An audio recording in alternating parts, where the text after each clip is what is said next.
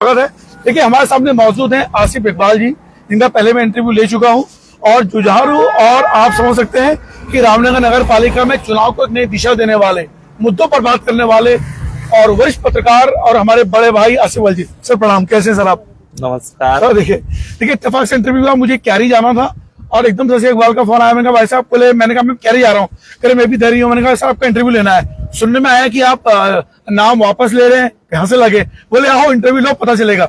अच्छा, चर्चाएं ही चल रही है कि आसिफ इकबाल जी जो है निर्दलीय का बहुत बड़े पोस्टर लगाए, आप चुनाव में आ रहे हैं और अपना जो है भाग जाएंगे, लड़ेंगे नहीं चुनाव। देखिए, रामनगर की जनता को नमस्कार, अस्सलाम वालेकुम। रवि भाई, मैं आपको ये बता दूं कि रामनगर में कुछ लोग हैं जो जनता को गुमराह कर रहे हैं। हाँ। और एक लंबे समय से करते चले आ रहे हैं। उसकी वजह से उन्हें बार बार सत्ता भी मिल जा रही है, यहाँ अध्यक्ष पद की कुर्सी के प्रत्याशी उनके बन भी जा रहे हैं। हाँ। समर्थित बन जा रहे हैं। तो मेरा सबसे पहले तो ये रामनगर की जनता से कहना है कि उनके बहकावे में नहीं आना है, क्योंकि वो लोग जो है पिछले 25 साल से, जब से उत्तराखंड बना है, रामनगर की जनता को गुमराह करते हैं और इस तरह के जो है अफवाहें फैलाकर अपने पक्ष में कराने की कोशिश करते हैं माहौल को।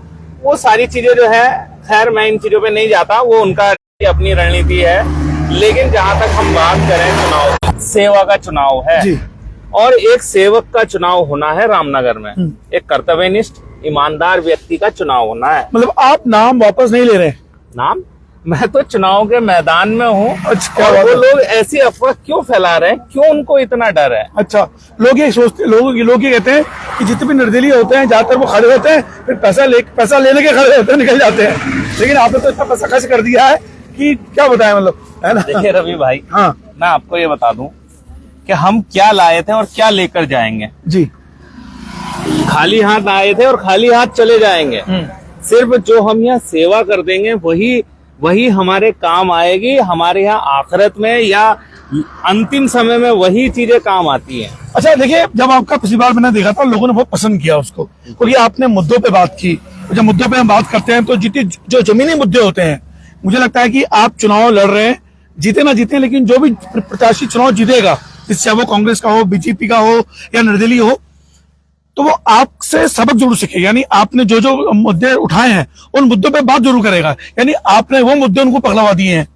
देखिए, बिल्कुल मेरा जो मकसद है, हाँ। रामनगर की जनता को वो जागरूकता फैलाना है, क्योंकि उनको जिस तरह से जो गुमराह किया जा रहा है रामनगर की जनता को, कि नगर पालिका के कार्य कोई नहीं बताता, जिम्मेदारी कोई नहीं लेता।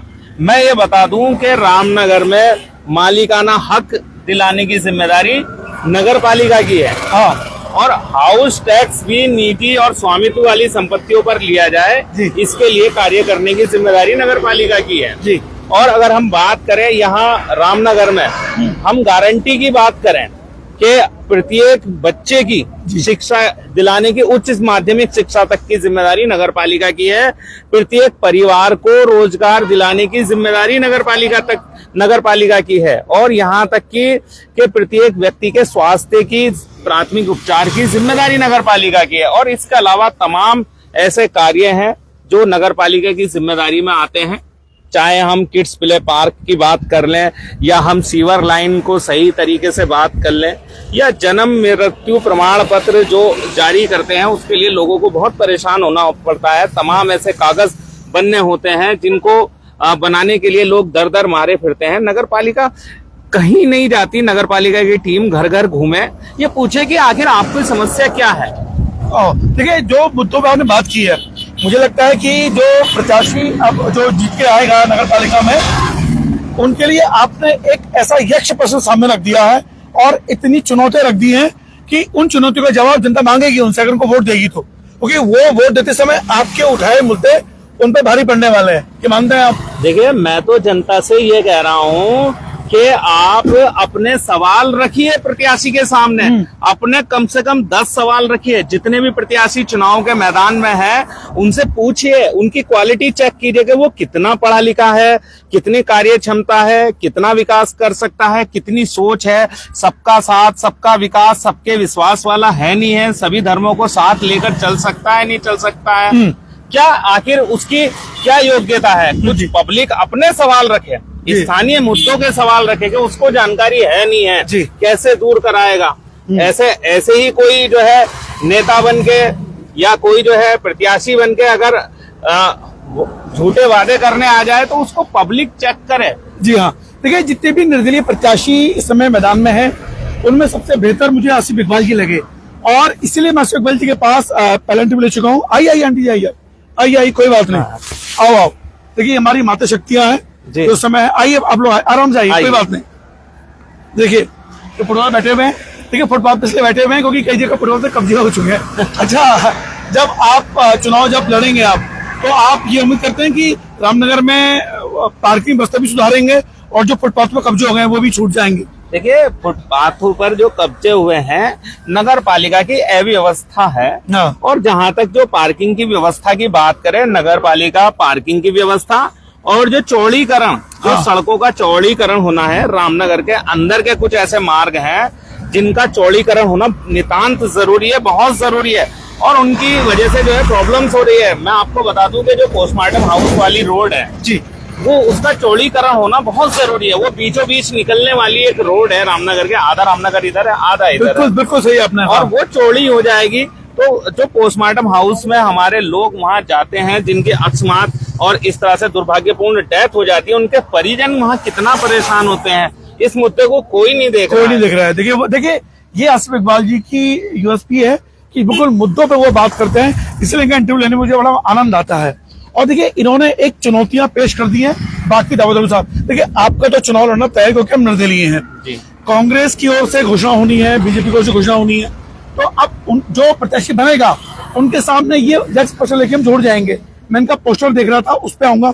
सर एक चीज को क्या मिल गए हैं आजकल, कल से बड़ा चर्चा में है वो कि जुमे की नमाज के लिए विशेष समुदाय के कुछ छात्रों को कॉलेज से छुट्टी, मतलब उनको आधी छुट्टी दी जा रही है अवकाश, उस विषय पे क्या राय है आपकी? हालांकि शिक्षा विभाग ने उस पर जांच आदेश कर दिए हैं। देखिए उसमें जो भी शिक्षा के नियम है उसके अंतर्गत छुट्टियां होनी चाहिए, और जो नियम है, जो शिक्षा के अधिकार और शिक्षा के नियम है, वो सबको फॉलो करना है, सबको फॉलो करना चाहिए। देखिए हम भारत में रहते हैं, भारत का संविधान मानना हमारे लिए जरूरी है, हमारा फर्ज है। देखिए आसिफ इकबाल जी जेन्युइनली एक ऐसा उम्मीदवार है जिनको रवि के बिंदास बोल पसंद करता है, और ऑन रिकॉर्ड में आपसे बात कर रहा हूँ, जेन्युइनली बहुत शानदार मुद्दे उन्होंने उठाए। क्योंकि जब पहले, आपको पता है जो पहला इंटरव्यू था, जो भी मुझे मिला, सबने कहा यार ये बंदा, लोग भले आप पे भारी होने का आरोप लगा रहे हैं, लेकिन आप पे भारी होने का आरोप लगे, लेकिन उसके बावजूद रामनगर की जो बारीक मुद्दे हैं और जो आपने पोस्टमार्टम वाली रोड का जिक्र किया, आपने दिल जीत लिया आसिफ भाई। बहुत शानदार आपने ये बता दिया कि जो यहाँ के पुश्तैनी लोग हैं उनसे बेहतर आप सोच सकते हैं रामनगर विकास के लिए। तो सर मुझे ये जानना है कि हालांकि पहले आप जवाब दे चुके हैं, उन लोगों को फिर से क्या जवाब देंगे आप? तो बार बार कहते हैं कि बारी है। मैं भी यहाँ का पुश्तैनी हूँ, मेरे दादा परदादा यहीं रहते थे, बीच में जो है कुछ दिन के लिए, और यहाँ पे कार्य नहीं था।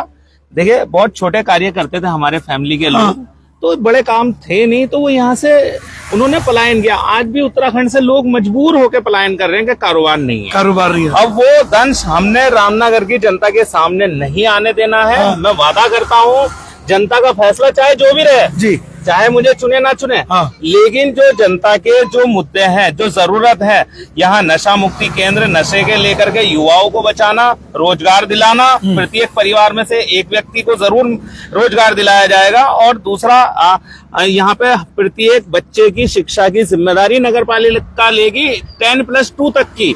वो भी ऐसा ही नहीं चलते फिरते। जो हमारे, ये बताइए रामनगर के बच्चों का क्या दुर्भाग्य है कि उनको नैनीताल या भीमताल, हल्द्वानी या काशीपुरी जाना पड़ेगा पढ़ने के लिए। उनको ऐसे स्कूलों की व्यवस्था यहाँ क्यों नहीं है? अच्छा, क्या नगर पालिका पॉलिटेक्निक जैसे जो ये प्रोफेशनल कोर्सेज वो भी शुरू कर सकती है? देखिए बिल्कुल, ये अनुसूची के अंतर्गत आता है कि जो भी व्यावसायिक शिक्षा है जी। और जो तकनीकी शिक्षा है उसका भी कार्य क्षेत्र करा सकती है और व्यवस्था करवा सकती है। क्योंकि देखिए कहीं ना कहीं जो पालिका की अनुसूची है, नगर पालिका के जो कार्य हैं, वो अनुसूची के अंतर्गत व्यवस्था कराने का प्रावधान है। देखिए आप सुन रहे हैं आसिफ इकबाल जी को, और देखिए जमीनी मुद्दे और वो जानकारी जो हमें भी नहीं है, उन जानकारियों को साझा कर रहे हैं। क्या आपको लगता है कि बीजेपी और कांग्रेस के लिए जो उम्मीदवार बनेंगे उनके लिए आपने बहुत कड़ी चुनौती पेश कर दी है? अब कि देखो भैया मुद्दों पे बात करोगे तो मुझसे आप जीत नहीं पाओगे। देखिए बिल्कुल, मैं आपको बता दूं कि बस एक जगह आपको रोक रहा हूँ रवि भाई, सॉरी। जी, एक मुद्दा जो यहाँ का है रोजगार का। जी हाँ, रामनगर में एक टूरिस्ट वेलकम सेंटर खोला जाएगा। हाँ, और उसमें 500 गाड़ियों की पार्किंग, 500 दुकानें लगेंगी जिसमें अत्याधुनिक और यूनिक सामान बिकेगा। 500 बेड की डॉर्मेट्री और रूम्स भी नगर पालिका बनाएगी। एक म्यूजियम होगा उसमें। उस म्यूजियम में रामनगर वन प्रभाग, तराई पश्चिमी वन प्रभाग और कॉर्बेट नेशनल पार्क सहित जितने भी पर्यटन जोन है उनकी शिक्षा, उनकी जानकारी उसमें दी जाएगी म्यूजियम में। और टूरिस्ट के लिए स्वागत और नाश्ता फ्री होगा। क्या बात है भाई साहब, देखिए ये कितना बेहतरीन उपाय है। अच्छा आसिफ इकबाल जी, आपने ये मुद्दे रखे हैं हमारे, मतलब रामनगर में ये सोच है या तो लोग बीजेपी को वोट डालेंगे या कांग्रेस को वोट डालेंगे, क्योंकि ध्रुवीकरण का मामला है। आप जैसे लोग जो वास्तव में बहुत जमीनी मुद्दों पे बात करते हैं उनको पब्लिक एकदम से वोट देने में कतराती डरती, क्योंकि निर्दलीय उम्मीदवार की वैसे भी बहुत जितना बड़ा मुश्किल होता है। तो जो ये आपने बातें की हैं और वो जो प्रत्याशी बनेंगे बीजेपी कांग्रेस के, क्या आपके इन मुद्दों को उन्हें ग्रहण करना चाहिए? देखिए ये उनका विवेक है। हाँ, लेकिन मेरा ये कहना है कि हमें इस जनता के बारे में सोचना है, हमें जनता की जरूरत के बारे में सोचना है, युवाओं को कैसे हमने कामयाब करना है, नशे के क्या कारण है कि वो नशे में जा रहे हैं, उनकी प्रॉब्लम क्या है, आदतन है, बीमारी से है, डिप्रेशन से है, टेंशन से है, या बेरोजगारी की वजह से वो नशे में जा रहे हैं। और इसी के साथ साथ मैं बता दूं कि यहाँ नगर पालिका या जो कुछ ऐसा यहाँ पे कार्य रहे हैं कि 29 दिन कोई ठेला लगा रहा है बेचारा, उससे तेवजदारी भी ली जा रही है और 30वें दिन उसको डंडा मार के ये कहा जा रहा है कि आप अतिक्रमण कर रहे हो। अच्छा। तो कौन सा वेंडर जोन बना के दिया है यहाँ नगर पालिका ने, और कैसे उनके लाइसेंस जो है कहाँ के लाइसेंस बना के दे दिए, और क्यों उनको ऐसी जगह वेंडर जोन बना के नहीं दिए जा रहे, क्यों नहीं दिए जा रहे, और क्यों उनको जो है रोजगार से हटा के बेरोजगारी की तरफ धकेला जा रहा है। वो क्या करेगा? देखिए वो उसके सामने या तो वो डिप्रेशन टेंशन से नशा करेगा या अपराध करेगा। हाँ। अच्छा आसिफ इकबाल जी, अब मुझे जानना है इस समय जो माहौल देख रहे हैं आप जी, लोगों का कितना प्यार मिल पा रहा है, और जो लोग आपको बात कर रहे हैं वास्तव में वो चाहते हैं कि वोट देना या बस हवा चढ़ा रहे हैं आपको? ये देखिए हवा चढ़ाने का तो सर्वे आप कीजिए जी, मेरे हिसाब से तो मुझे लगता है कि पब्लिक का जो प्यार मिल रहा है वो उम्मीदों से कहीं गुना ज्यादा मिल रहा है जी। और यहाँ पर जो बुद्धिजीवी वर्ग है उनका कई लोगों के मेरे पास कॉल भी आते हैं, मिलने भी आते हैं और लोग जुड़ भी रहे हैं और बहुत बड़ी संख्या में लोग जुड़े हुए हैं। और ऊपर वाले ने चाहा, परिणाम ऊपर वाले के हाथों में। लेकिन देखिए आपने एक मुद्दे, एक दिशा तो दिखा दी है, यानी इन चुनाव में जो कुछ भी हो लेकिन आसिफ इकबाल को ऐतिहासिक रूप से याद भी रखा जाएगा। और देखिए कितना शानदार उन्होंने जवाब दिया। मैंने पूछा उनसे कि समुदाय विशेष के लिए जुम्मे की नमाज के लिए आधे दिन की सरकारी छुट्टी दी जा रही है, उन्होंने स्पष्ट कह दिया कि सरकारी स्कूल के जो शिक्षा के नियम है उनका आचरण का पालन हर व्यक्ति को करना चाहिए, क्योंकि भारत हमारे लिए सर्वप्रथम है। आसिफ भाई जी बहुत धन्यवाद आपका। मैं आपका एक पोस्टर आपको एक बैनर दिखाना जरा सर का, आसिफ भाई जी का, वो दिखाएंगे जरा, मैं दिखा सकता हूँ ना? हाँ, जो आप पे है वो भी? हाँ है, ये है, ये देखिए मैं, देखिए आप, ये एक बैनर है इनका जो चर्चा का विषय बना हुआ है रामनगर में। ये देखिए आप, मालिकाना हक, शिक्षा, स्वास्थ्य, बढ़ते नशे को रोकना। हाजी इकबाल जी पत्रकार हैं, MA LLB हैं। देखिए 9 वर्ष की बधाई भी है, 10+2। तो देखिए ये चीजें इनको आप, ये मैं आपको दिखा दे रहा हूँ कि इसको आप ढंग से पढ़िएगा जरूर। ये देखिए पैम्पलेट है। और जो लोग ये कह रहे थे कि आसिफ इकबाल जी चुनाव से नाम वापस ले रहे हैं, तो उनके मुंह पर भी एक करारा तमाचा है। तो आसिफ इकबाल जी ने अपने वादों के साथ 10 सवाल लिखे हुए हैं। ये देखिए 10 सवाल।